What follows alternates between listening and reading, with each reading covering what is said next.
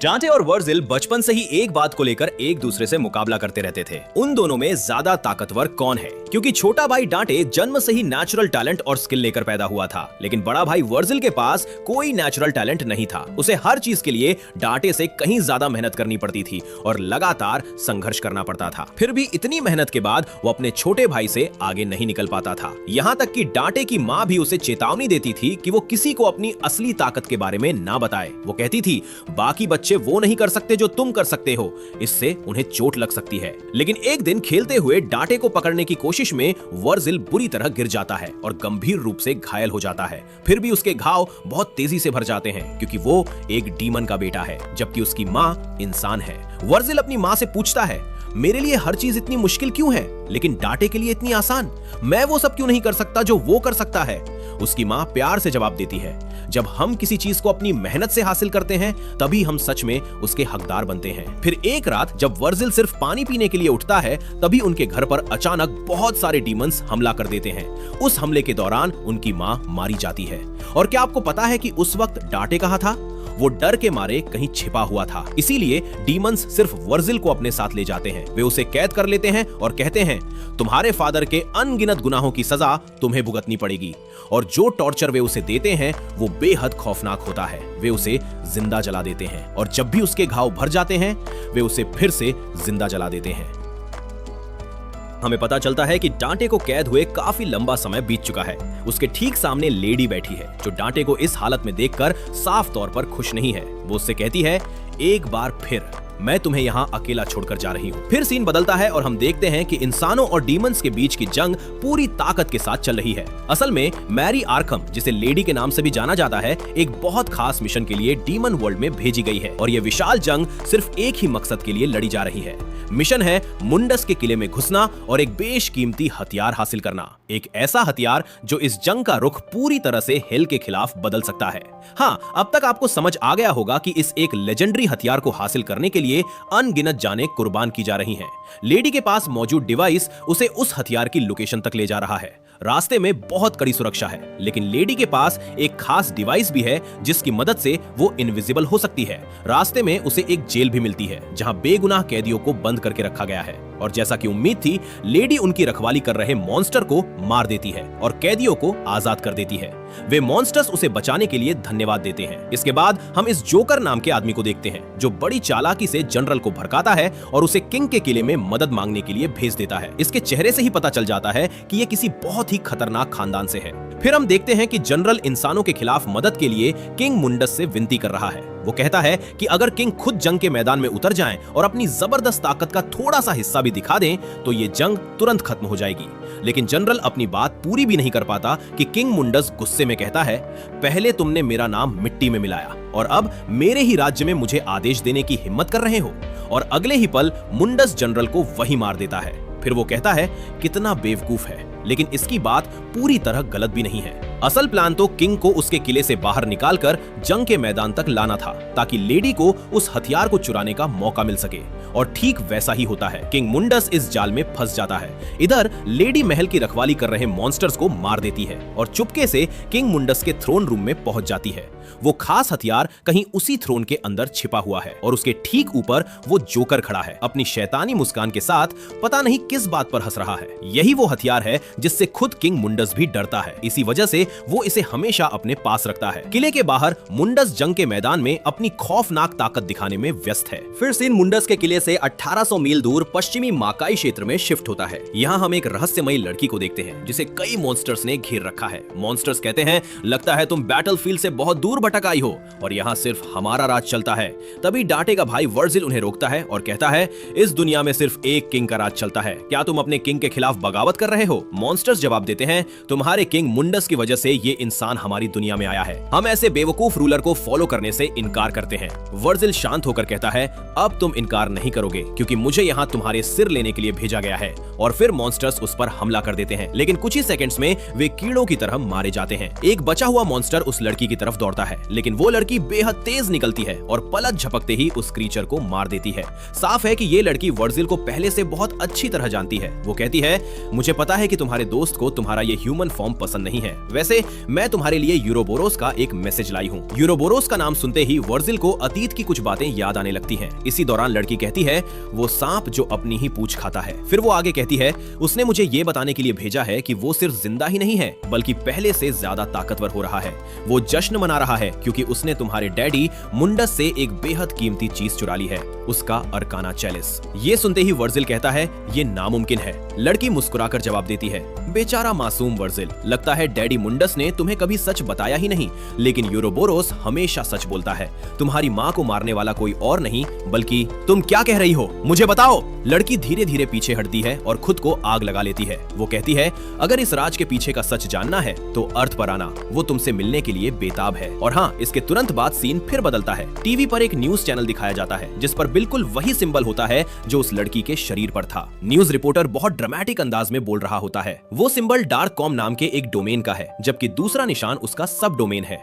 फिर सीन एक बार और बदलता है जहां लेडी जोर से कहती है, मैं डार्क कॉम छोड़ रही हूँ। इसके तुरंत बाद वो चैलेंज सौंपते हुए कहती है, सिर्फ इस एक चीज के लिए तुम लोगों ने अनगिनत इंसानों को मरने के लिए हेल में भेज दिया। डांटे सही कहता था, तुम अपने नीचे काम करने वाले लोगों को कीड़ों की तरह ट्रीट करते हो। ये कहकर वो वहां से जाने लगती है, लेकिन एरियस उसे रोकते हुए कहता है, तुम गलत समय पर जा रही हो, मैं तो तुम्हें प्रमोट करने की सोच रहा था। लेडी जवाब देती है, मुझे लालच नहीं है, और वैसे भी इतने लोगों की जान लेने वाला ये चैलिस तुम्हारे किस काम का है, मैं और लोगों को मरते हुए नहीं देख सकती। एरियस कहता है, ये अरकाना का आखिरी टुकड़ा है, अरकाना के अलावा कोई भी चीज उसे खत्म नहीं कर सकती। अगर जंग सही तरीके से प्लान की जाए तो उसे और उसके पूरे किंगडम को हमेशा के लिए मिटाया जा सकता है और माकाई आजाद हो जाएगा। ये सुनकर लेडी कुछ देर सोचती है और फिर कहती है, ठीक है, मैं प्रमोशन स्वीकार करती हूँ ताकि कोई और यहाँ आकर सब कुछ बर्बाद ना करे।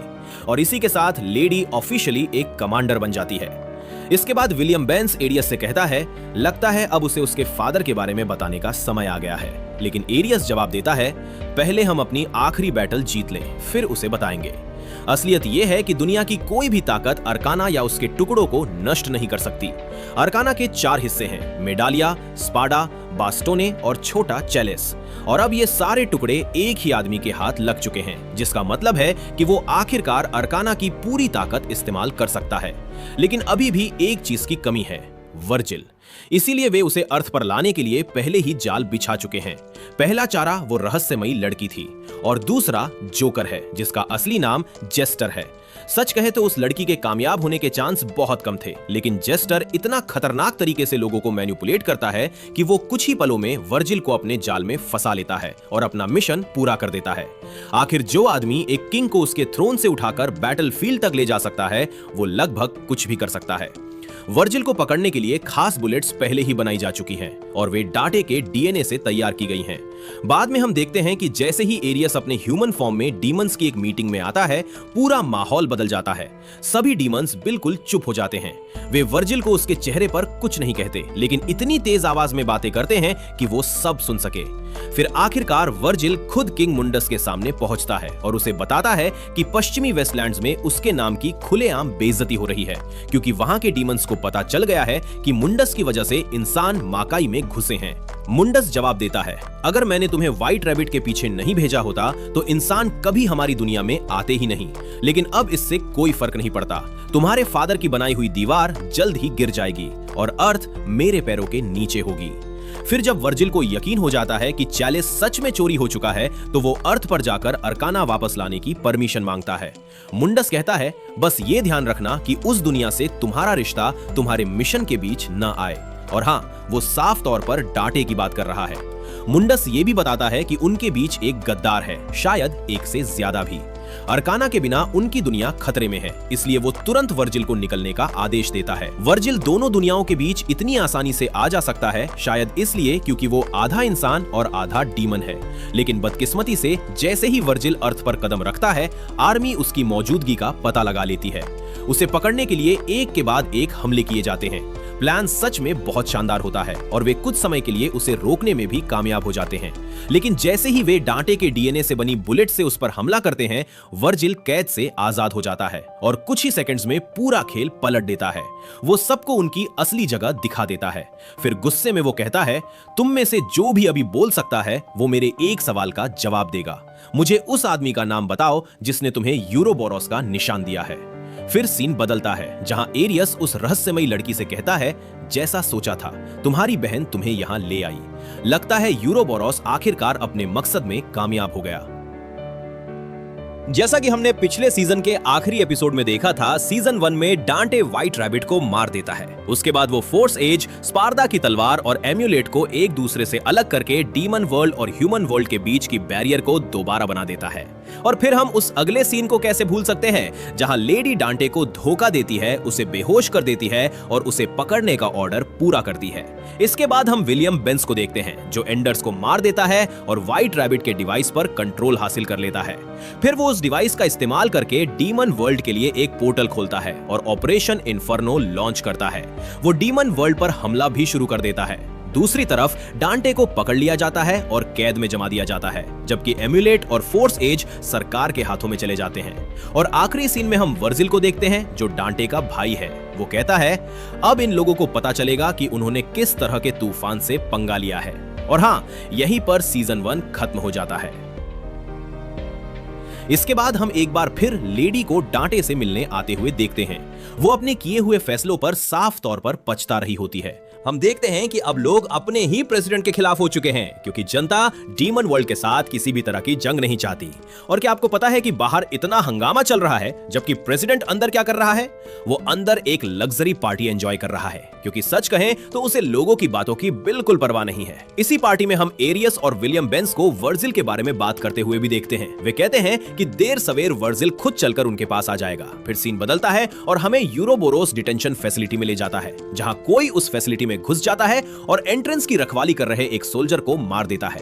इसके बाद सीन वापस उसी पार्टी में आता है, जहां एरियस और विलियम बेंस फैसला करते हैं कि वे डांटे को कैद से रिहा करेंगे, ताकि उसे उसके अपने भाई के खिलाफ एक हथियार की तरह इस्तेमाल किया जा सके। और डांटे को गवर्नमेंट की साइड पर लाने में मदद करने वाली लेडी होगी, जो उस वक्त फिजिकल ट्रेनिंग में बिजी है। जैसे ही उसे पता चलता है कि डांटे को रिहा किया जा रहा है, लेडी धीरे से कहती है, वो शायद अब मुझसे नफरत करता होगा। फिर सीन दोबारा उसी पार्टी में शिफ्ट होता है, जहां हम प्रेसिडेंट को गुस्से में एरियस और विलियम बेंस का सामना करते हुए देखते हैं। प्रेसिडेंट कहता है, बहुत हो गया, मैंने ये जंग सिर्फ अपना पॉलिटिकल करियर मजबूत करने के लिए शुरू की थी, लेकिन अब बात बहुत आगे बढ़ चुकी है। अगर ये सब ऐसे ही चलता रहा तो मैं अपनी कुर्सी खो दूंगा। एरियस जवाब देता है, और तुम्हें प्रेसिडेंट भी हमने ही बनाया था। प्रेसिडेंट गुस्से में कहता है, यहाँ कंट्रोल मेरे हाथ में है, और अगर मैं चाहूं तो डीमन वर्ल्ड में तुम्हारे सारे माइनिंग कॉन्ट्रैक्ट्स फाड़कर तुम्हारे मुंह पर फेंक सकता हूं। ये सुनकर एरियस भड़क जाता है और प्रेसिडेंट को धमकी देते हुए कहता है, मैंने हर बड़े मीडिया नेटवर्क में भारी इन्वेस्टमेंट की है। मेरा सिर्फ एक फोन कॉल जाएगा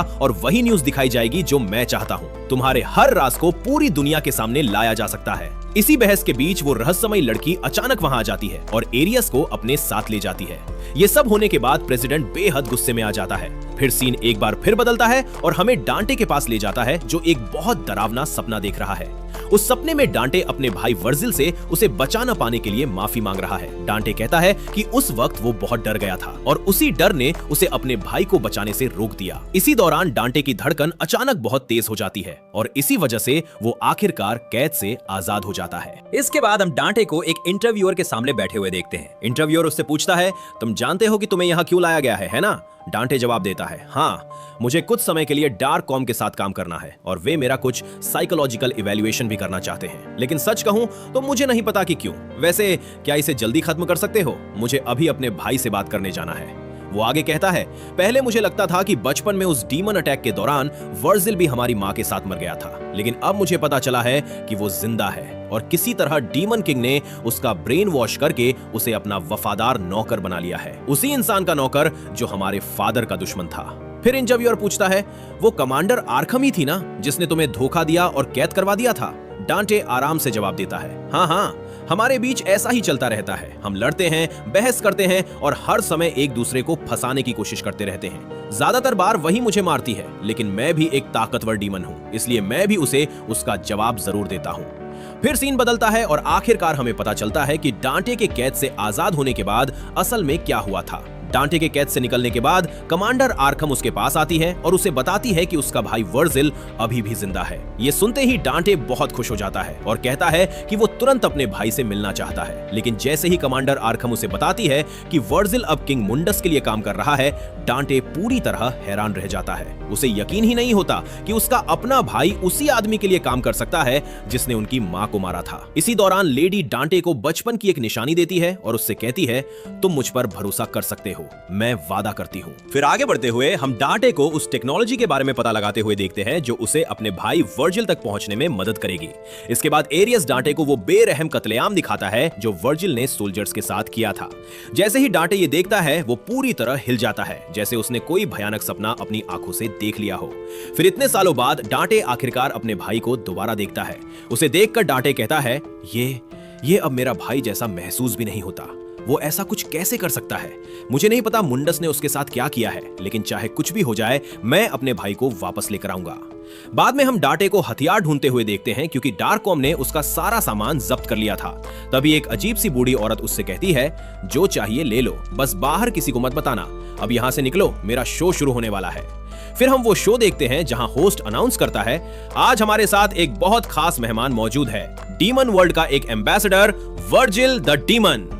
क्या ये नामुमकिन है? ऑडियंस को भी यकीन नहीं हो रहा होता कि वर्जिल सच में एक डीमन है और जल्द ही बाकी सभी लोगों को भी पता चल जाता है कि वर्जिल इस शो में आया हुआ है। ये सब देखकर विलियम बेंस तुरंत कहता है, हमें ये ब्रॉडकास्ट बंद करवाना होगा। लेकिन एरियस जवाब देता है, इसे बंद क्यों करवाना है? अगर तुम्हें ये आता हुआ नहीं दिखा तो तुम्हें कुछ भी नहीं दिखा। सिर्फ एक सच में इंटेलिजेंट दुश्मन ही ऐसा मूव चल सकता है। उसने पूरा गेम ही पलट दिया है। अब बात मजेदार हो रही है। फिर वर्जिल बोलना शुरू करता है, मेरा जन्म तुम्हारी दुनिया में हुआ था, लेकिन बचपन से ही मैं माकाई में रहा हूँ। मैं यहाँ अपने किंग मुंडस का एक मैसेज लेकर आया हूँ। वर्जिल आगे कहता है, तुम लोग शायद सोचते हो कि ये जंग अच्छे और बुरे के बीच की लड़ाई है। तुम्हें बताया गया है कि हमारी दुनिया हेल है और हमारा किंग डेविल है, लेकिन ये सब झूठ है। हम डीमंस की कोई बुरी नियत नहीं है। मुंडस सिर्फ अपनी दुनिया में बैलेंस बनाए रखना चाहता है। ये सुनकर डांटे गुस्से में कहता है, वो उसका बचाव क्यों कर रहा है, वो कमीना। फिर हम वापस वर्जिल के पास आते हैं जो कुछ तस्वीरें दिखाते हुए कहता है, इन तस्वीरों को ध्यान से देखो। ये फोटोज तुम्हारी दुनिया में मौजूद एक सीक्रेट डीमन प्रिजन की सिक्योरिटी फुटेज से ली गई हैं। इनमें तुम्हारे सोल्जर्स माकाई के लोगों को बिना किसी ट्रायल के टॉर्चर कर रहे हैं। उनका सिर्फ एक ही गुनाह है कि वे माकाई से आते हैं। ये देखकर एरियस कहता है, तो इसे लगता है कि कुछ तस्वीरों से लोगों की हमदर्दी जीत लेगा। वर्जिल आगे कहता है, जहां इन बेगुनाह लोगों को टॉर्चर किया जा रहा है, वो कोई गवर्नमेंट प्रिजन भी नहीं है, वो एक प्राइवेट फैसिलिटी है। और अगर उसके मालिक का पता लगाओ तो सिर्फ एक ही नाम सामने आता है, यूरोबोरोस। ये जंग जिसमें दोनों दुनियाओं की जानें कुर्बान हो रही हैं, सिर्फ एक आदमी की साजिश का हिस्सा है, एरियस वॉन एरनबर्ग। और इसी के साथ वर्जिल एक एक करके एरियस के सारे काले राज खोलना शुरू कर देता है। एरियस इतना गुस्से में आ जाता है कि वो तुरंत शो को बंद करवाने का आदेश दे देता है। फिर सीन बदलता है जहां एक जवान आदमी वर्जिल से कहता है, प्रेसिडेंट आपसे बात करना चाहता है। कॉल पर प्रेसिडेंट कहता है, तो अब जब तुम ऑफिशियली माकाई के एम्बेसडर बन गए हो तो क्यों ना हम बैठकर शांति से बात करें। इसके बाद हर जगह अलार्म बजने लगते हैं क्योंकि वर्जिल सीधे उस जगह की तरफ जा रहा है जहां सब लोग मौजूद हैं और उसका असली मकसद एरियस को मारना है। दूसरी तरफ डांटे अपनी मां की तस्वीर को देखकर धीरे से कहता है, मैं उसे वापस लेकर आऊंगा। डांटे और वर्जिल बचपन से ही एक बात को लेकर एक दूसरे से मुकाबला करते रहते थे, उन दोनों में ज्यादा ताकतवर कौन है। क्योंकि छोटा भाई डांटे जन्म से ही नेचुरल टैलेंट और स्किल लेकर पैदा हुआ था, लेकिन बड़ा भाई वर्जिल के पास कोई नेचुरल टैलेंट नहीं था। उसे हर चीज के लिए डांटे से कहीं ज्यादा मेहनत करनी पड़ती थी और लगातार संघर्ष करना पड़ता था। फिर भी इतनी मेहनत के बाद वो अपने छोटे भाई से आगे नहीं निकल पाता था। यहाँ तक कि डांटे की माँ भी उसे चेतावनी देती थी कि वो किसी को अपनी असली ताकत के बारे में ना बताए। वो कहती थी, बाकी बच्चे बच्चे वो नहीं कर सकते जो तुम कर सकते हो, इससे उन्हें चोट लग सकती है। लेकिन एक दिन खेलते हुए डांटे को पकड़ने की कोशिश में वर्जिल बुरी तरह गिर जाता है और गंभीर रूप से घायल हो जाता है। फिर भी उसके घाव बहुत तेजी से भर जाते हैं क्योंकि वो एक डीमन का बेटा है, जबकि उसकी माँ इंसान है। वर्जिल अपनी माँ से पूछता है, मेरे लिए हर चीज इतनी मुश्किल क्यों है, लेकिन डांटे के लिए इतनी आसान? मैं वो सब क्यों नहीं कर सकता जो वो कर सकता है? उसकी माँ प्यार से जवाब देती है, जब हम किसी चीज को अपनी मेहनत से हासिल करते हैं तभी हम सच में उसके हकदार बनते हैं। फिर एक रात जब वर्जिल सिर्फ पानी पीने के लिए उठता है, तभी उनके घर पर अचानक बहुत सारे डीमंस हमला कर देते हैं। उस हमले के दौरान उनकी माँ मारी जाती है। और क्या आपको पता है कि उस वक्त डांटे कहाँ था? वो डर के मारे कहीं छिपा हुआ था। इसीलिए डीमंस सिर्फ वर्जिल को अपने साथ ले जाते हैं। वे उसे कैद कर लेते हैं और कहते हैं, तुम्हारे फादर के अनगिनत गुनाहों की सजा तुम्हें भुगतनी पड़ेगी। और जो टॉर्चर वे उसे देते हैं वो बेहद खौफनाक होता है। वे उसे जिंदा जला देते हैं और जब भी उसके घाव भर जाते हैं वे उसे फिर से जिंदा जला देते हैं। क्योंकि वो एक डीमन का बेटा था, इसलिए वो इतनी आसानी से मरने वाला नहीं था। फिर एक दिन जब वे उसे एक बार फिर जिंदा जलाने वाले होते हैं, तभी अचानक एक दूसरा डीमन वहां आता है और उसे बचाकर किंग मुंडस के सामने ले जाता है। मुंडस कहता है, मैं इस दुनिया का किंग हूं, आज से कोई भी तुम्हें कभी नुकसान नहीं पहुंचाएगा। वर्जिल पूछता है, आप मेरी मदद क्यों कर रहे हैं? मुंडस जवाब देता है, तुम्हारे फादर मेरे सबसे ताकतवर चैंपियन थे, मेरे सबसे वफादार जनरल।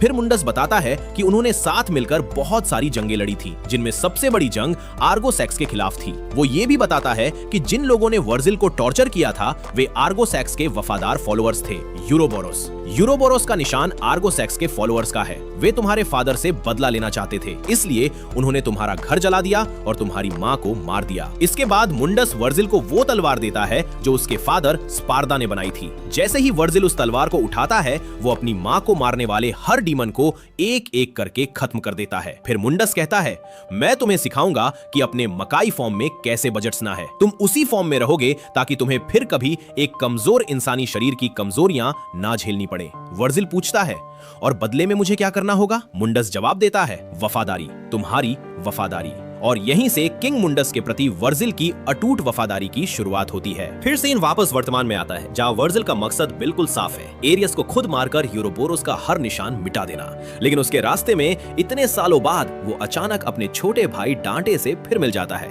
डांटे मुस्कुराकर कहता है, इतनी ड्रामेटिक एंट्री करना कहां से सीखा? मैंने तो तुम्हें ये बिल्कुल नहीं सिखाया था। वर्जिल शांत होकर जवाब देता है, मुझे पहले से एहसास था कि तुम ही होगे मेरे छोटे भाई। डांटे मजाक में कहता है, बचपन में तो तुम इसी छोटे भाई से पिटते रहते थे। ये सुनकर वर्जिल बस मुस्कुरा देता है। उधर पास में एक आदमी सिर्फ एरियस के आदेश का इंतजार कर रहा होता है ताकि वो हमला कर सके, लेकिन वर्जिल को पहले से इसका पता होता है। एरियस कहता है, मैं बस डांटे को पहला मौका देना चाहता हूँ। फिर वर्जिल डांटे से कहता है, तो हमारी इस इमोशनल मुलाकात के लिए कैपिटल को खाली करवा दिया गया है? डांटे हल्की मुस्कान के साथ जवाब देता है, मुझे किसी तरह तुम तक पहुंचना था। तुम न लिखते हो न कॉल करते हो। मुझे पता है डीमन रेल्म से लॉन्ग डिस्टेंस कॉल्स महंगी होती होंगी, लेकिन फिर भी तुम कोशिश तो कर सकते थे।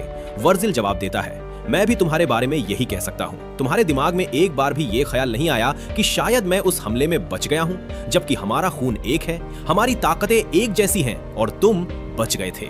डांटे धीमी आवाज में कहता है, मैं मानता हूँ मैं गलत था, लेकिन तुम मुंडस के लिए काम क्यों कर रहे हो? उसके सोल्जर्स ने हम पर हमला किया था, उसी ने मॉम को मारा था। वर्जिल जवाब देता है, उसके सोल्जर्स? तुम्हें ये किसने बताया? तुमने सच में व्हाइट रैबिट की बात पर भरोसा कर लिया? डांटे हैरान होकर पूछता है, तुम व्हाइट रैबिट को जानते थे?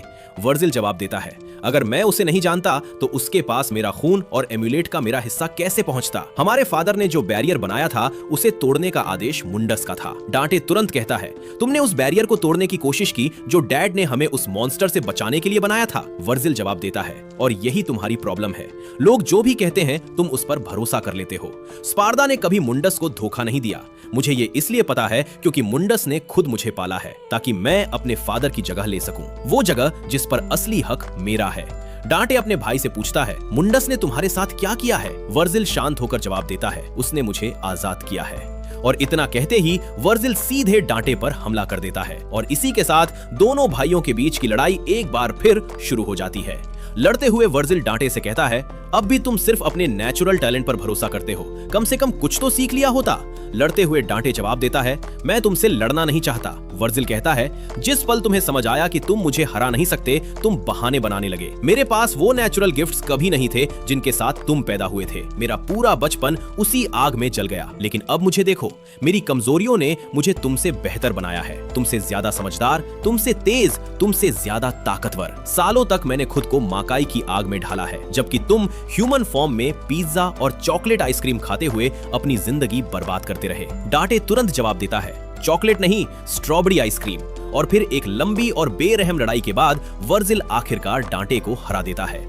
जाते जाते वो कहता है, जब तुम होश में आओ तो मुझे ढूंढने आना, मैं नीचे रहूंगा, मॉम के असली कातिल को तड़पाते हुए। ये सब देखकर आर्कहम वर्जिल को रोकने का फैसला करती है, लेकिन एरियस उसे रोकते हुए कहता है, हम अर्काना को बिना सुरक्षा के नहीं छोड़ सकते। फिर सोल्जर्स लगातार वर्जिल पर फायरिंग करने लगते हैं जब तक कि उनकी सारी गोलियां खत्म नहीं हो जाती। वर्जिल शांत होकर कहता है, अगर तुम्हें अपनी जान प्यारी है, और ये सुनते ही सोल्जर्स तुरंत मुड़कर डर के मारे भाग जाते हैं। आखिरकार वर्जिल एरियस तक पहुंच जाता है। फिर वो लेडी के सामने खड़ा होकर कहता है, तो तुम मेरे भाई की फेवरेट ह्यूमन हो। तुम्हारी रेपुटेशन तुम्हारे आने से पहले ही मेरी दुनिया तक पहुंच गई थी। तुम्हें मारने के बाद मेरी रेपुटेशन और भी बड़ी हो जाएगी। वर्जिल हल्की मुस्कान के साथ कहता है, मुझे नहीं पता क्यों, लेकिन मैं तुम्हारी इज्जत अपने भाई से ज्यादा करता हूँ। तुम्हें अपनी ताकत खुद कमानी पड़ी है।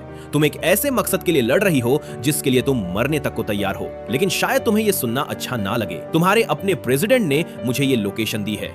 वो उस जंग को खत्म करना चाहता है जो तुमने और तुम्हारे मास्टर ने शुरू की है। लेडी ठंडे लहजे में जवाब देती है, तुमने हॉपर के साथ डील की है, मेरे साथ नहीं। जैसे ही वर्जिल कहता है, तो फिर तुम्हारे साथ भी डील क्यों ना कर लूं? लेडी को अचानक डांटे की याद आ जाती है। कुछ देर सोचने के बाद वो कहती है, तुम दोनों भाई अपने मसले खुद सुलझाओ। फिर वर्जिल पूछता है, तुम्हें मैं छोटे भाई में आखिर दिखा क्या? लेडी जवाब देती है, तुम दोनों आधे इंसान हो, लेकिन तुम्हारे भाई के अंदर तुमसे कहीं ज्यादा इंसानियत बाकी है। वर्जिल कहता है, ये बात उसे जरूर बताना जब तुम उसे दीवार से खुरच रही होगी। तभी विलियम बेंस अचानक चिल्लाता है, मैरी रुको! लेडी मुड़कर जवाब देती है, मैरी कौन है? और इतना कहकर वो सीधे डांटे की तरफ चल पड़ती है। फिर विलियम बेंस वर्जिल से कहता है, तुम्हें क्या लगता है कि हम तुम्हें अर्काना लेकर जाने देंगे? वर्जिल शांत होकर जवाब देता है, सिर्फ अर्काना ही नहीं, मैं एरियस का कटा हुआ सिर भी लेकर जा रहा हूँ। इतने समय से एक बात मुझे परेशान कर रही थी, मकाई के उस बेकार से ग्रुप ने आखिर अर्थ पर मेरी माँ तक पहुँचने का रास्ता कैसे ढूंढ लिया? अब मुझे समझ आ गया है, इसमें किसी इंसान का हाथ जरूर था। कोई ऐसा इंसान जो आर्गोसैक्स के नक्शे कदम पर खुलेआम चलने जितना घमंडी हो। एरियस आगे बढ़कर कहता है, तुम्हारी माँ की मौत से मेरा कोई लेना देना नहीं था, लेकिन हाँ, मैंने तुम्हें ऐसा यकीन जरूर दिलाया ताकि तुम यहाँ आ जाओ। ये सुनते ही वर्जिल गुस्से में चिल्लाता है, झूठे! और तुरंत उस पर हमला कर देता है। लेकिन किसी तरह एरियस वर्जिल के हमले को हैरान कर देने वाली आसानी से रोक देता है और आखिरकार अपनी असली ताकत दिखाता है। फिर एरियस कहता है, काश तुम समझ पाते कि ये सब मेरे प्लान का हिस्सा था। मुझे पता था कि प्रेसिडेंट की कुर्सी पर बैठा वो पागल कुत्ता आखिरकार मेरे खिलाफ हो जाएगा। तुम अब भी नहीं समझे है ना? तुम्हारा मकसद और मेरा मकसद एक ही है। वर्जिल ठंडे लहजे में जवाब देता है, मुझे गलत मत समझो, मैं सिर्फ अपने किंग का वफादार हूँ। एरियस हंसते हुए कहता है, मुंडस तुम्हें शुरू से बेवकूफ बनाता आया है बच्चे, मैं तो सिर्फ तुम्हारा दोस्त बनना चाहता था। और ये कहते हुए एरियस किसी तरह अर्काना चैलिस को अपने अंदर समा लेता है और उसकी ताकत को अपना बना लेता है। और इसी के साथ वर्जिल और एरियस के बीच एक बहुत बड़ी लड़ाई शुरू हो जाती है। मेरा नाम वर्जिल है और इस समय मैं डीमन किंग मुंडस के अधीन ट्रेनिंग ले रहा हूं ताकि एक दिन अपनी माँ के कातिलों से बदला ले सकूं। मेरी माँ इंसान थी और मेरे पिता, जिन्हें मैंने अपनी पूरी जिंदगी में कभी देखा तक नहीं, एक डीमन थे। यानी मैं आधा इंसान और आधा डीमन हूँ। मैंने अपना पूरा बचपन इस नरक जैसी दुनिया में डीमंस के बीच बिताया है, जहाँ मैंने खुद को हर दिन पहले से ज्यादा ताकतवर बनने के लिए मजबूर किया। और मैं आर्गोसैक्स के उस निशान से नफरत करता था, क्योंकि उसी निशान की वजह से मेरा पूरा बचपन बर्बाद हो गया था। आज भी जब मुझे वो पल याद आता है जब मेरी माँ मेरी आंखों के सामने मारी गई थी, तो मैं टूट जाता हूँ। एक बार मेरे किंग ने मुझसे कहा था, डेविल्स कभी रोते नहीं, और उसी पल मैंने अपने अंदर बचे हुए रोने वाले इंसान वर्जिल को हमेशा के लिए मार दिया। मेरे किंग ने मुझे बताया था कि आर्गोसैक्स एक बेहद निर्दयी शासक था। वो बच्चों को उनकी माओं के सामने जिंदा निगल जाता था और उन बेबस माओं को सब कुछ देखने पर मजबूर करता था। उनकी चीखें सुनकर वो हंसता था। लेकिन मेरे किंग मुंडस ने उस खौफनाक दौर का अंत कर दिया, क्योंकि वो उससे ज्यादा ताकतवर था और मैं भी ताकतवर बनना चाहता था। इतना ताकतवर कि अपनी माँ के कातिल को अपने हाथों से मार सकूं, जो इस वक्त मेरे सामने खड़ा था। मेरी माँ का कातिल एरियस पहले ही अरकाना चैलिस को अपने अंदर समा चुका था, जिससे उसे हराना बेहद मुश्किल हो गया था। मुझे सिर्फ उसकी जान नहीं चाहिए थी, बल्कि वो अरकाना चैलिस भी चाहिए था, जिसे उसने मेरे किंग मुंडस से चुराया था। लेकिन ये आदमी, जिसे मैं पूरे दिल से अपनी माँ का असली कातिल मानता था, बार बार यही कह रहा था कि उसकी माँ की मौत में उसका कोई हाथ नहीं था। मगर मैं उसकी एक भी बात पर यकीन नहीं कर सकता था। मैं बार बार उससे पूछता रहा, मेरे घर पर हमला करवाने का आदेश तुमने ही दिया था, है ना? मेरी माँ को तुमने ही मरवाया था। लेकिन मैं जितनी बार पूछता, वो हर बार सब कुछ नकार देता। फिर उसने मुझसे कहा, तुमने उन डीमन से कभी ये क्यों नहीं पूछा जिन्होंने तुम्हारी माँ को मारा था कि उन्हें वहां किसने भेजा था? तुम सच जान पाते, उससे पहले ही मुंडस ने उन्हें तुम्हारे ही हाथों मरवा दिया। और उसी पल मेरे सारे शक यकीन में बदल गए। हमारे बीच सचमुच एक गद्दार था, ठीक वही बात जिसके बारे में मेरे किंग मुंडस ने मुझे बहुत पहले ही चेतावनी दी थी। क्योंकि एरियस को उस दिन की सच्चाई आखिर पता कैसे हो सकती थी? और फिर खुद एरियस ने ये बात खुलेआम स्वीकार कर ली। हाँ, ये सच है, तुम्हारे बीच एक गद्दार है, ऐसा इंसान जो किंग के दरबार में बहुत ऊंचे पद पर बैठा है और सबकी आंखों के सामने बड़ी चालाकी से छिपा हुआ है। फिर घमंड से मुस्कुराते हुए एरियस बोला, तुम उसे कभी हरा नहीं पाओगे। ये सुनते ही मैं उसका सीना चीरने ही वाला था, लेकिन अचानक उसने अरकाना चैलिस की ताकत से मुझे रोक दिया। फिर उसने एक और भी भयानक सच बताया। उसने माना कि माकाई में मेरे पास वही दूध उसी ने भेजा था, और इतना ही नहीं, वो अरकाना के बाकी तीनों टुकड़े भी हासिल कर चुका था। अब अरकाना की पूरी ताकत उसके हाथों में आ चुकी थी और उसी ताकत के दम पर वो दावा कर रहा था कि वो आर्गोसैक्स को फिर से उसके असली सिंहासन पर बैठा देगा, उसी सिंहासन पर जहां इस समय मेरे किंग मुंडस बैठे हुए हैं। आर्गोसैक्स, वही राजा जो बच्चों को उनकी माओं के सामने जिंदा निगल जाता था। ये सुनकर मुझे अचानक डांटे की याद आ गई। मेरा छोटा भाई, वही भाई जिसे मैंने इतनी बुरी तरह हराया था कि वो सचमुच दीवार पर चिपक गया था, और उसकी मदद करने के लिए पहले ही मैरी आर्खम उसके पास पहुंच चुकी थी। असल में मैंने ही उसे डांटे के पास जाने दिया था, और मैंने डांटे को उस तरह दीवार पर इसलिए दे मारा था क्योंकि वो मेरे रास्ते में खड़ा था। उधर एरियस मुझे मार नहीं सकता था, क्योंकि उसे अपना असली मकसद पूरा करने के लिए मेरे खून की जरूरत थी, और आखिरकार वो मेरा खून लेने में कामयाब हो गया। मेरा खून निकालते हुए वो कहता है, अब ठीक 22 घंटे बाद आर्गोसैक्स आखिरकार आजाद हो जाएगा। लेकिन वो अपनी बात पूरी भी नहीं कर पाता कि मेरा छोटा भाई डांटे उसे शब्दों से नहीं बल्कि सीधी गोलियों से जवाब देता है। और जैसे ही मैं आजाद होता हूँ, मैं मौका देखकर एरियस का एक हाथ काट देता हूँ। मैं उसका सिर धड़ से अलग करने ही वाला होता हूँ कि तभी वो रहस्यमयी लड़की हमारे बीच आ जाती है,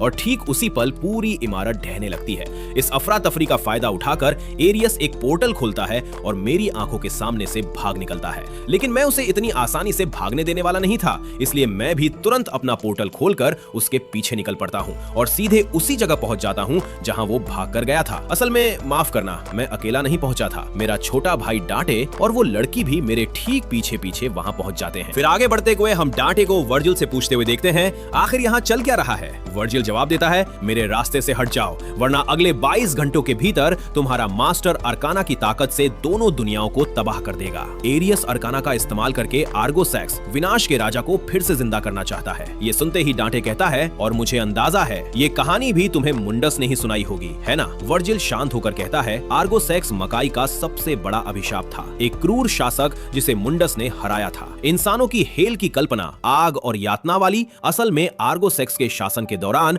मकाई की झलक देखकर बनी थी। एरियस सिर्फ मुंडस को मारने के लिए आर्गोसैक्स को वापस नहीं लाना चाहता, वो दोनों दुनियाओं को विनाश में डुबो देना चाहता है। डांटे गुस्से में जवाब देता है, और फिर भी तुमने व्हाइट रैबिट की मदद की थी ताकि वो बैरियर खोल सके, सिर्फ इसलिए क्योंकि मुंडस ने तुम्हें ऐसा करने को कहा था। वर्जिल कहता है, अब हमें हमारे फादर के बनाए उस बैरियर की जरूरत नहीं है। इंसानों का पूरा इतिहास झूठ पर बना हुआ है। हमारे फादर ने वो बैरियर इंसानों की रक्षा के लिए नहीं बनाया था, उन्होंने उसे इसलिए बनाया था ताकि मकाई इंसानी कीड़ों से दूर रहे। डांटे तुरंत पलटकर कहता है, डैड ने इंसानों को कभी कीड़े नहीं समझा, अगर ऐसा होता तो वो कभी इंसानों से रिश्ता ही नहीं बनाते। वर्जिल गुस्से में जवाब देता है, तुम्हें सच में लगता है कि वो इंसानों से अपने वारिस पैदा करना चाहते थे? अगर ऐसा होता तो वो हमें कभी छोड़कर नहीं जाते। सच्चाई बहुत आसान है, उन्हें शर्म थी कि उन्होंने एक इंसान से प्यार किया था, और सच कहूं तो तुम्हें भी शर्म आनी चाहिए। डांटे गुस्से से चिल्लाता है, तुम मॉम के बारे में ऐसी बात कैसे कह सकते हो? और ठीक उसी समय जब डांटे और वर्जिल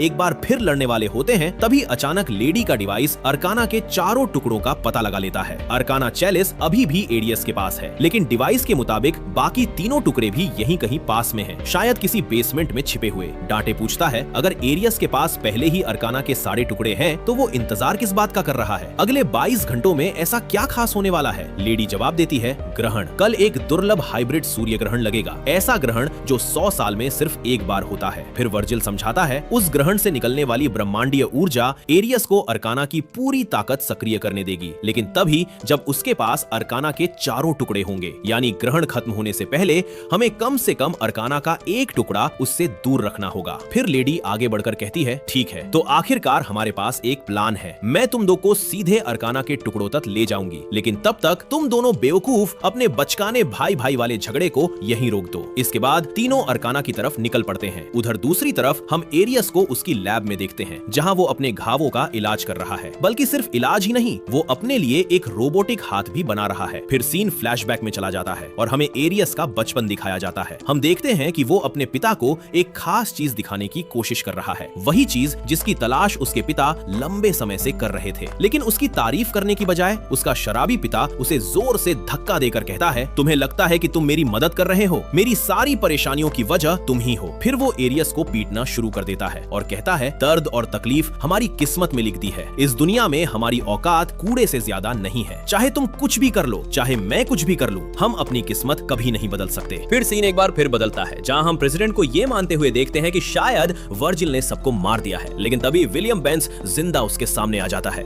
विलियम कहता है, लगता है तुमने अपनी वफादारी किसी और को बेच दी। विलियम को जिंदा देखकर प्रेसिडेंट चौंक जाता है और घबराते हुए कहता है, मुझे समझ नहीं आ रहा कि तुम क्या कह रहे हो। तभी विलियम एक ऑडियो रिकॉर्डिंग चलाता है, जिसमें प्रेसिडेंट खुद ये कबूल करता हुआ साफ सुनाई देता है कि उसने वर्जिल से सौदा किया था और उसे एरियस और अर्काना की लोकेशन बता दी थी। ये सुनकर एक डरा हुआ सोल्जर कहता है, मैंने आप पर भरोसा किया था। प्रेसिडेंट तुरंत घबरा जाता है और चिल्लाकर कहता है, मैं कोई कमजोर प्रेसिडेंट नहीं हूं, समझे? और फिर वो पागलों की तरह अपनी बेगुनाही साबित करने की कोशिश करने लगता है। लेकिन वो सोल्जर जो अपने इतने साथियों की मौत देखकर पहले ही सदमे में था, अचानक प्रेसिडेंट पर गोलियां चला देता है और उसे मार डालता है। उसे मारने के बाद वो खुद रोने लगता है और कहता है, मैंने ये क्या कर दिया। उधर पास की एक स्क्रीन पर एरियस शांत होकर कहता है, लगता है हमारी एक समस्या अपने आप ही खत्म हो गई। फिर सीन बदलता है, जहां एरियस को अपने पिता द्वारा किए गए सारे अत्याचार याद आने लगते हैं। उन यादों की वजह से वो ठीक से सो भी नहीं पाता। फिर अचानक एरियस टूटे हुए कांच का एक टुकड़ा उठाता है और अपने ही पिता पर हमला कर देता है। वो बार बार उन्हें चाकू की तरह घोंपता रहता है जब तक कि उसकी मौत नहीं हो जाती। असल में ऐसा लगता है जैसे एरियस अपनी यादों में भी उन्हें बार बार मारकर एक अजीब सी खुशी महसूस करता हो। इसके बाद हम देखते हैं कि उसका रोबोटिक हाथ पूरी तरह उसके कटे हुए हाथ की जगह ले चुका है। अचानक अर्काना चैलिस तेज रोशनी से चमकने लगता है और एरियस को सीधे आर्गोसैक्स के सामने पहुंचा देता है। आर्गोसैक्स कहता है, अब हम दोनों पूरी तरह संपूर्ण हो चुके हैं। एरियस जवाब देता है, 28 जन्मों के बाद हमने आखिरकार अपना लक्ष्य हासिल कर लिया। पूरा अर्काना बिल्कुल सही समय पर हमारे हाथों में है। आर्गोसैक्स कहता है, ये नश्वर शरीर मेरे पुनर्जन्म का पात्र बनकर सम्मानित होगा। एरियस जवाब देता है, हम दोनों उस दुनिया के पात्र बनेंगे जो आखिरकार अपनी जंजीरों से आजाद होने वाली है। आर्गोसैक्स कहता है, हाँ, आग के द्वारा आजाद। प्रकृति और सभ्यता का हर नियम राख बन जाएगा, हम असीमित हो जाएंगे। फिर सीन वापस डांटे, वर्जिल और लेडी के पास आता है, जो आखिरकार अर्काना तक पहुंच जाते हैं। लेकिन अर्काना के चारों ओर एक बेहद शक्तिशाली एनर्जी बैरियर मौजूद है। तभी अचानक एरियस की साथी लूसिया उनके सामने आ जाती है ताकि उन्हें आगे बढ़ने से रोका जा सके, और कुछ ही पलों में वो उनके सामने एक भयानक खतरा छोड़ देती है। एरियस के एक्सपेरिमेंट से बनाए गए अनगिनत डीमंस। बिना एक पल गवाए लड़ाई शुरू हो जाती है। वे एक एक करके डीमंस को मारते जाते हैं, लेकिन उनकी संख्या इतनी ज्यादा होती है कि लड़ाई बेहद कठिन हो जाती है। डांटे कहता है, हमें और ताकत लगानी होगी। वर्जिल तुरंत जवाब देता है, मैं तो पहले से पूरी ताकत लगा रहा हूँ, बच्चे की तरह तो तुम लड़ रहे हो। डांटे कहता है, हमें टीम बनाकर लड़ना होगा। याद है बचपन वाला खेल जिसमें हमें झंडा पकड़ना होता था? उस दिन सारे बच्चे हमारे खिलाफ हो गए थे और हम दोनों ने मिलकर उन्हें हरा दिया था। वर्जिल जवाब देता है, मुझे तो याद है कि तुमने एक पेड़ गिरा दिया था जिससे एक बच्चा मरते मरते बचा था। सच कहूं तो मैं अकेले ही बेहतर लड़ता हूं। डांटे हंसते हुए कहता है, मेरी याददाश्त इतनी अच्छी नहीं है, लेकिन तुम्हें ये तो याद होगा कि हमने वो झंडा कैसे जीता था। और बस इसी के साथ दोनों भाई बचपन वाली वही रणनीति फिर से अपनाते हैं। वर्जिल एक पोर्टल खोलता है और सीधे अर्काना तक पहुंचने की कोशिश करता है, लेकिन लूसिया उसे रोक देती है। फिर डांटे दूसरी तरफ से हमला करता है और सीधे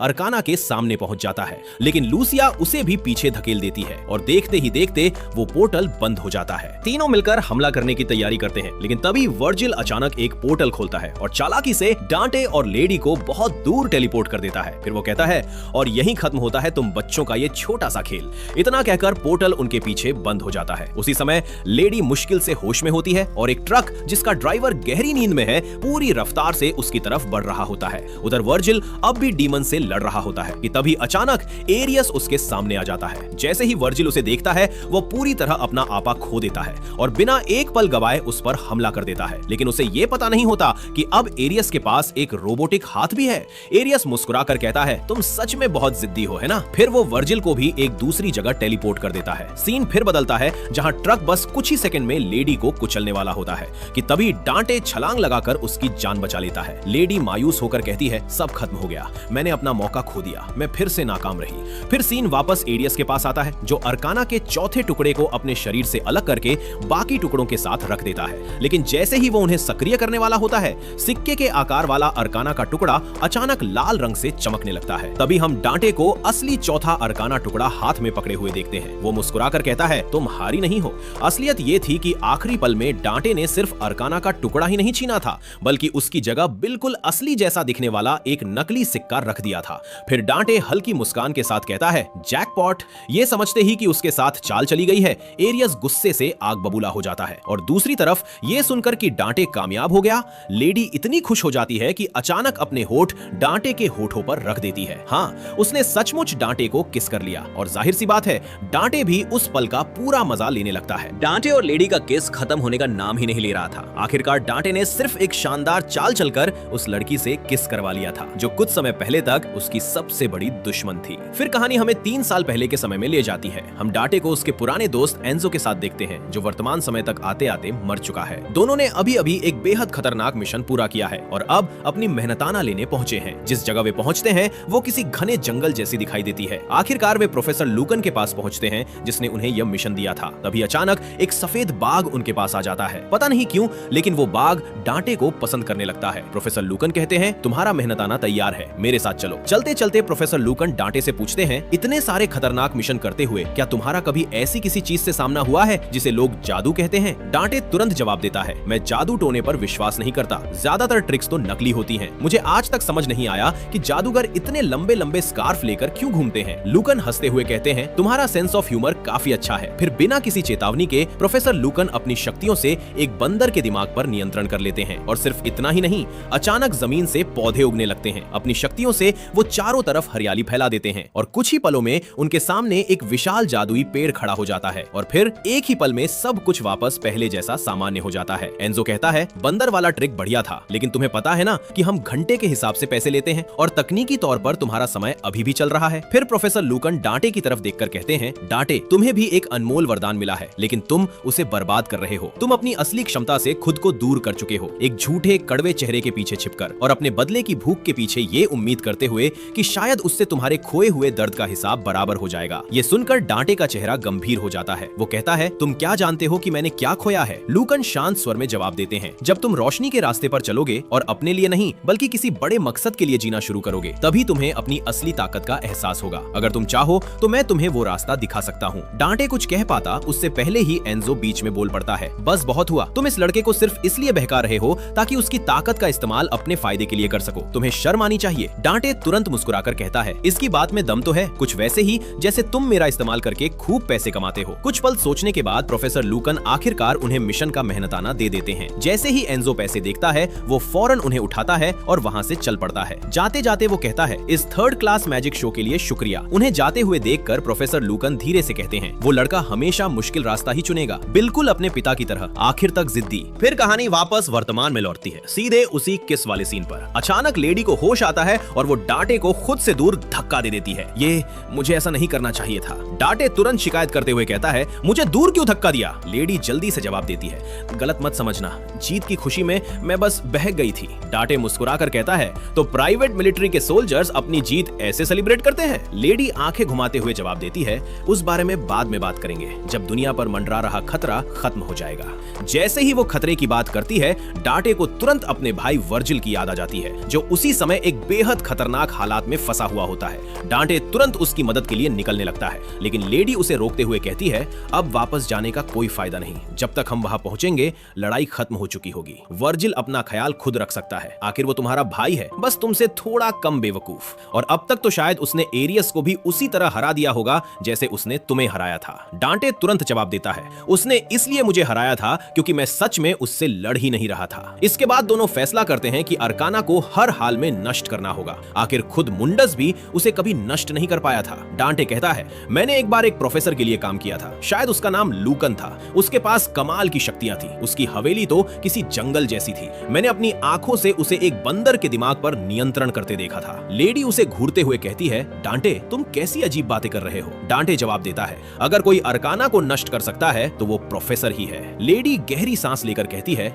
अगर मैं तुम्हारे साथ थोड़ी देर और रही तो मेरा भी दिमाग खराब हो जाएगा, लेकिन मुझे तुम पर भरोसा है। फिर दोनों एक ड्राइवर से इजाजत लेकर उसकी मोटरसाइकिल पर सवार हो जाते हैं और वहां से निकल पड़ते हैं। कुछ ही देर बाद वे उसी जंगल जैसी हवेली में पहुंच जाते हैं। पूरा इलाका डरावनी खामोशी में डूबा होता है। चारों तरफ देखते हुए लेडी कहती है, वाह ये जगह सचमुच एक जंगल है। दोनों उस घने इलाके के अंदर आगे बढ़ते रहते हैं कि तभी पीछे से एक सफेद बाघ अचानक लेडी पर हमला कर देता है। लेकिन उसी वक्त प्रोफेसर लूकन वहां आ जाते हैं और बाघ को रोक लेते हैं। वो मुस्कुराकर कहते हैं, लगता है इसने तुम्हें डरा दिया, इसके लिए माफ करना। यहाँ हमारे पास बहुत कम मेहमान आते हैं। लेडी तुरंत जवाब देती है, शायद इसलिए क्योंकि आपने अपने घर के आसपास एक बाग खुला छोड़ रखा है। फिर लूकन डांटे की तरफ देखकर कहते हैं, तुम्हें फिर से देखकर अच्छा लगा स्पार्दा के बेटे। ये सुनते ही डांटे हैरान रह जाता है। रुको, आपको पहले से पता था कि मैं कौन हूँ? आपने मुझे पहले ही क्यों नहीं बताया? इससे हमारी बहुत सारी परेशानी बच जाती। लूकन शांत होकर जवाब देते हैं, जब तक तुम सच का सामना करने के लिए तैयार नहीं थे, मैं तुम्हें सच्चाई कैसे बता सकता था? अपने बारे में जानना और अपनी असली पहचान को समझना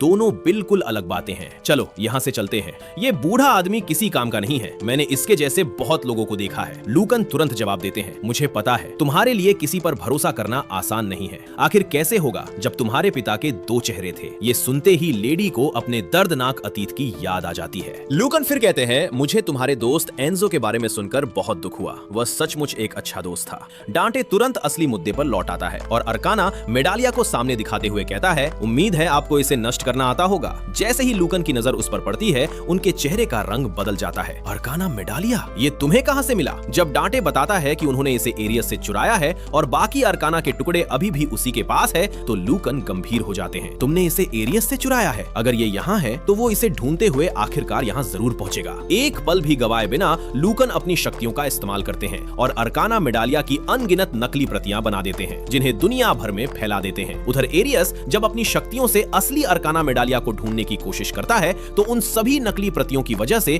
उसकी खोज पूरी तरह नाकाम हो जाती है। फिर लूकन समझाते हैं, अगर एरियस अर्काना के चारों टुकड़े इकट्ठा कर लेता है तो कल लगने वाला हाइब्रिड सूर्य ग्रहण उसे आर्गोसैक्स को पुनर्जीवित करने की शक्ति दे देगा। डांटे जवाब देता है, हाँ ये बात मैं पहले ही सुन चुका हूँ। खुद मुंडस भी उससे डरता है। लूकन सिर हिलाते हुए कहते हैं, डरने की वजह सिर्फ मुंडस के पास ही नहीं है। अगर आर्गोसैक्स दोबारा जीवित हुआ तो उसके जन्म से निकलने वाली क्वांटम ऊर्जा की लहर इतनी शक्तिशाली होगी कि एक पूरा शहर पल भर में मिट जाएगा और उसके बाद वह भोजन करना शुरू करेगा। लेडी पूछती है, उसका क्या मतलब है? लूकन जवाब देते हैं, अपना अंतिम रूप पाने के लिए आर्गोसैक्स को ईंधन चाहिए, जिंदा प्राणियों की जीवन शक्ति। लाखों लोग मारे जाएंगे। डांटे पूछता है, आपको ये सब कैसे पता? लूकन जवाब देते हैं, क्योंकि अपने जन्म के समय उसने एक पूरी सभ्यता को निगल लिया था। फिर वह आगे कहते हैं, बहुत समय पहले जब अर्थ और मकाई अलग नहीं हुए थे, तब दोनों दुनियाएं एक साथ मौजूद थीं। उस समय महान प्राचीन शहर थे जहां इंसान और डीमंस साथ रहते थे। कहा जाता है कि उनका ज्ञान कई मामलों में हमसे कहीं आगे था। लेकिन फिर आर्गोसैक्स का जन्म हुआ। अपनी शक्ति की चरम सीमा तक पहुंचने के लिए उसने उन प्राचीन दुनियाओं को ही निगल लिया। अगर वह वापस आया तो हमारा अंजाम भी बिल्कुल वही होगा। उधर एरियस एक एक करके नकली अर्काना मेडालिया को नष्ट करता जा रहा होता है ताकि असली वाला ढूंढ सके। वापस हवेली में लूकन कहते हैं, मैं अर्काना मेडालिया को नष्ट कर सकता हूँ, लेकिन इसकी शक्ति को नियंत्रित करके इसे पूरी तरह समाप्त करने में 8 घंटे लगेंगे। तभी अचानक लूकन की पोती वहाँ आ जाती है। आपने मुझे बताया ही नहीं कि हमारे यहाँ मेहमान आए हैं। फिर वह स्टाइल से पोज बनाकर कहती है, मैं मटिल्डा हूँ, भविष्य की एक्ट्रेस, पॉप सुपरस्टार और फैशन डिजाइनर। लूकन तुरंत कहते हैं, मैंने तुमसे कहा था कि यहाँ मत आना, अपने कमरे में वापस जाओ। वह मुंह फुलाते हुए कहती है, ये तो चीटिंग है। लूकन गहरी सांस लेते हुए कहते हैं, कृपया इसे माफ कर देना, इसकी जिंदगी बहुत मुश्किल रही है। अब इस दुनिया में इसके पास सिर्फ मैं ही बचा हूँ। इसके बाद लूकन अर्काना मेडालिया को नष्ट करने की प्रक्रिया शुरू कर देते हैं। वह डांटे और लेडी से कहते हैं, जब तक मैं इसे पूरी तरह नष्ट नहीं कर देता, इस कमरे में कोई अंदर नहीं आएगा। बाहर आकर लेडी डांटे से पूछती है, तो अब पूरे 8 घंटे हम क्या करेंगे? तभी मटिल्डा फिर से वहां आ जाती है और उसके बाद जो होता है वह किसी ने नहीं सोचा था। मटिल्डा दोनों को लगभग घसीटते हुए अपने साथ ले जाती है और एक के बाद एक अजीब अजीब खेल खिलाने लगती है। डांटे और लेडी चाहकर भी उसे मना नहीं कर पाते। आखिरकार खूब हंसते हंसते मटिल्डा थक जाती है और वहीं सो जाती है। उधर दूसरी तरफ एरियस आखिरकार असली अर्काना मेडालिया की लोकेशन पता लगा लेता है। उसी समय डांटे और लेडी हवेली के एक कमरे में अकेले रह जाते हैं और फिर जो अक्सर एक लड़के और एक लड़की के लंबे समय तक अकेले रहने पर होता है वही होने लगता है। आखिरकार शिकारी अपने शिकार का दिल जीतने का रास्ता ढूंढ ही लेता है और इस वक्त डांटे भी कुछ ऐसा ही करता दिखाई देता है। इतना ही नहीं, ऐसा भी नहीं लगता कि उसका शिकार इससे बिल्कुल नाखुश हो। खैर, फिलहाल उन दोनों को वहीं छोड़ देते हैं। दूसरी तरफ एरियस अपनी पूरी सेना के साथ हवेली की ओर बढ़ चुका होता है। अर्काना मेडालिया पूरी तरह नष्ट होने में अब सिर्फ 1 घंटा बाकी है और तभी पता चलता है कि एरियस पहले से ही प्रोफेसर लूकन को अच्छी तरह जानता है। जैसे ही वे लोग जबरदस्ती हवेली के अंदर घुसते हैं, लूकन को तुरंत उनकी मौजूदगी का एहसास हो जाता है। वो बंदर को डांटे को चेतावनी देने के लिए भेज देते हैं। और हाँ, ये मत पूछना कि डांटे ने कपड़े क्यों नहीं पहने हुए हैं। डांटे तुरंत बाहर भागता है और देखता है कि सफेद बाघ एरियस की सेना से लड़ रहा है, लेकिन अफसोस उनकी डुप्लीकेट सेना बहुत जल्दी उस बाघ को मार देती है। उसी समय मटिल्डा भी जाग जाती है और बाहर आते हुए कहती है, मेरे ही घर में पार्टी हो रही है और मुझे बुलाया तक नहीं। तभी एक डुप्लीकेट उसे देख लेता है और उस पर हमला करने दौड़ पड़ता है, लेकिन उससे पहले कि वो उसे नुकसान पहुंचा सके, डांटे बीच में आकर उसे खत्म कर देता है। फिर वो मटिल्डा से कहता है, डरना मत, कहीं सुरक्षित जगह जाकर छिप जाओ। इसके साथ ही वो अपना लॉकेट भी उसकी सुरक्षा के लिए उसे सौंप देता है। मटिल्डा वहां से भाग जाती है और अब असली लड़ाई शुरू होती है। डांटे और लेडी एक बात पर सहमत होते हैं, हमें बस 1 घंटे तक इन्हें प्रोफेसर लूकन से दूर रखना है। कुछ देर तक लड़ाई लगातार चलती रहती है। फिर एरियस लूसिया को भी लड़ाई में उतरने का आदेश देता है। लूसिया एक बेहद अहम बात बताती है, एरियस ने इन्हें इंसान और डीमन की कोशिकाओं को मिलाकर बनाया है, यानी ये जब चाहें डीमन में बदल सकते हैं, ऐसा कुछ जो तुम अपनी मर्जी से नहीं कर सकते। कुछ ही पलों बाद वे सभी एक साथ अपने डीमन रूप में बदल जाते हैं। अब लड़ाई पहले से कहीं ज्यादा खतरनाक हो जाती है। आखिरकार दुश्मनों की संख्या इतनी बढ़ जाती है कि लेडी लगभग मारी ही जाती है। लेडी को खतरे में देखकर डांटे का गुस्सा फूट पड़ता है। वो अपने किसी और अपने को खोना नहीं चाहता और आखिरकार डांटे अपने डीमन रूप में बदल जाता है और उसी पल पूरी लड़ाई का रुख बदल जाता है। वो दुश्मनों को ऐसे काटने लगता है जैसे वे सिर्फ कीड़े मकोड़े हों। ये देखकर एरियस कहता है, अब इसकी सबसे बड़ी कमजोरी पर वार करने का समय आ गया है। लेडी डांटे को लड़ते हुए देखकर मजाक में कहती है, तुम्हें पहले ही बदल जाना चाहिए था, तब तो ये लड़ाई और भी मजेदार होती। लेकिन इससे पहले कि वो अपनी बात पूरी कर पाती, मुख्य डीमन अचानक उस पर हमला करता है और उसे आसमान में बहुत ऊंचाई तक उठा ले जाता है। जैसे ही डांटे ये देखता है, वो तुरंत उसकी तरफ दौड़ पड़ता है, लेकिन इसी मौके का फायदा उठाकर बाकी दुश्मन उसे घायल कर देते हैं। डीमंस अपने घाव भर सकते हैं, उन्हें मारना आसान नहीं होता, लेकिन लेडी वो ऐसा नहीं कर सकती। मुख्य डीमन हवा में ही उसे बेरहमी से यातनाएं देता है और बुरी तरह घायल कर देता है। फिर अचानक उसे बहुत बड़ी ऊंचाई से नीचे फेंक देता है। लेडी की ये हालत देखकर डांटे पूरी तरह अपना आपा खो देता है। लूकन बेबस होकर चिल्लाते हैं, डांटे वहां से मत जाओ, लेकिन डांटे गुस्से में इतना अंधा हो चुका होता है कि वो उनकी एक नहीं सुनता। लूकन की बात पूरी तरह नजरअंदाज करके वो सीधे मुख्य डीमन की तरफ दौड़ पड़ता है। रास्ते में आने वाले हर दुश्मन को वो चीरता हुआ आगे बढ़ता है। जब आखिरकार वो रास्ता साफ करके मुख्य डीमन तक पहुंचता है तो वो हंसते हुए कहती है, तुम्हारी सबसे बड़ी कमजोरी तुम्हारी भावनाएं हैं, तुम कभी भी शांत दिमाग से नहीं सोचते। फिर वो दोबारा हंसती है, मैंने तुम्हें बेवकूफ बना दिया, मैंने तुम्हें पूरी तरह अपने जाल में फंसा लिया। और ठीक उसी पल एरियस डांटे की सबसे बड़ी कमजोरी पर कब्जा कर लेता है। वो एक छोटी बच्ची मटिल्डा को बंधक बनाकर कहता है, अपना हथियार नीचे रख दो, वरना इसकी मौत के जिम्मेदार तुम खुद होगे। डांटे समझ ही नहीं पाता कि अब क्या करे। उसी समय मुख्य डीमन उस पर सीधा हमला कर देता है कि डांटे दूर जा गिरता है और धीरे धीरे वापस अपने इंसानी रूप में लौटने लगता है। फिर एरियस लूकन की तरफ देखकर कहता है, आइए प्रोफेसर, अब ये छोटा सा नाटक खत्म कर दीजिए, मेडालिया मुझे सौंप दीजिए। अर्काना मेडालिया पूरी तरह नष्ट होने में अब सिर्फ कुछ ही पल बाकी थे। लूकन के सामने एक असंभव फैसला था, या तो अर्काना को नष्ट करें या अपनी पोती को बचाएं। एरियस एक सौदा रखता है,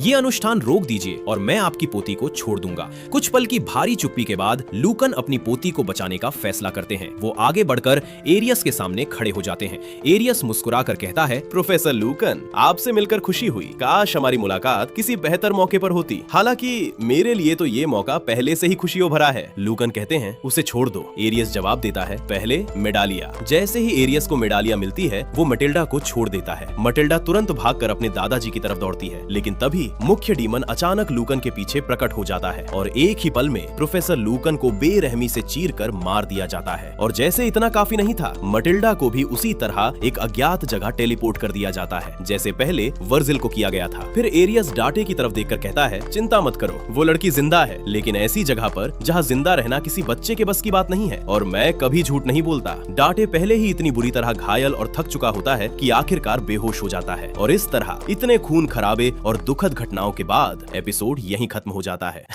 अब मुझे वही सब कहना चाहिए, सब्सक्राइब करो, लाइक करो और अगर अगला एपिसोड चाहिए तो वगैरह वगैरह, लेकिन आगे की कहानी इससे भी ज्यादा पागल होने वाली है।